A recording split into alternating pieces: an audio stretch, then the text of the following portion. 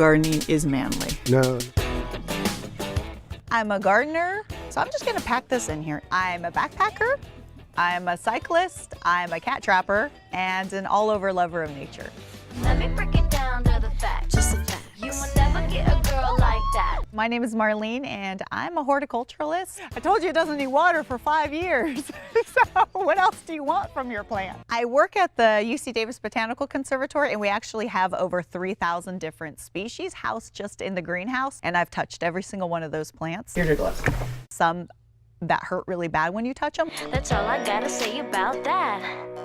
I've climbed Mount Shasta, almost made it to the top of Mount Rainier. So basically anything that will get me out in nature, anything where I could get sweaty, anything where I feel like I'm alive. When you have inorganic material, this is a great plant for a drought. We want all growth to grow out, right? Yeah. So you always want to cut it to a growth point growing out. When you're in your garden and you're pruning and you're working with plants, you don't have time to be stressed about everything else because you're in the moment. So I'm bringing in the big guns. Cool. These are loppers. So they're basically long-handled pruners, so you could get more leverage and you could reach in there. So I was sort of mean. I was making you reach in there. Yeah, with that your, was cool. I know. Well, you need to be one with the plant. I was and one if with it the means plant. it wounds you, it's okay.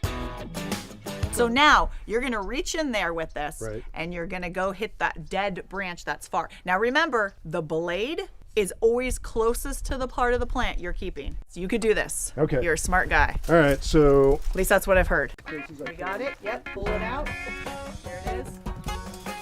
There it is. For me, it's whatever is gonna get someone out there to garden, I am fine with.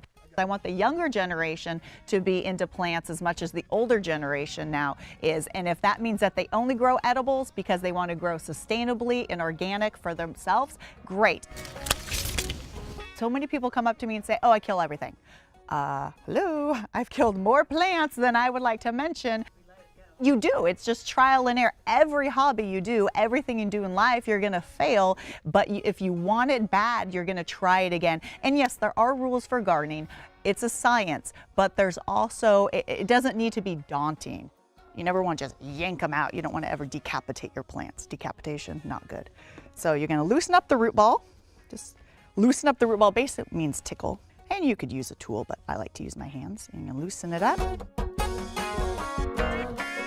The backyard today, I think, has become a second living room. I mean, there's a lot of times where my friends and I were basically outside in the patio, and that's where we're eating, that's where we're drinking, that's where we're hanging out. It's just comfortable, you're with nature. I would know this from this because... Scrape the bark. Okay. When you scrape the bark, it's actually going to be green inside. But notice when okay, I okay. broke this because I knew. You know, if people want a beautiful outdoor setting, a beautiful outdoor kitchen, that's fine. But realize that isn't a garden. A garden is where the flowers grow and where the plants grow and where you could get your hands dirty. So I want to give people the tools to get them gardening. These are echeverias, and they're also known as hens and chicks because they get little plantlets. So you have your mom plant, and then you have your little babies.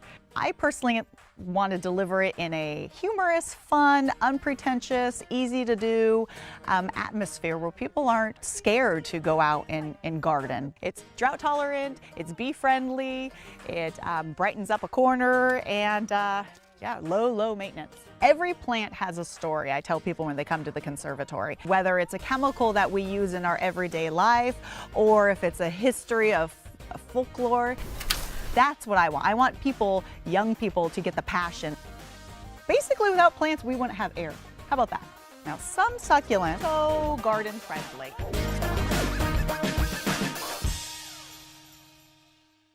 My cat trapping skills. I trap, I spay neuter, and I release feral cats. I love cats and I don't want to see them be homeless, so I'm a crazy cat lady.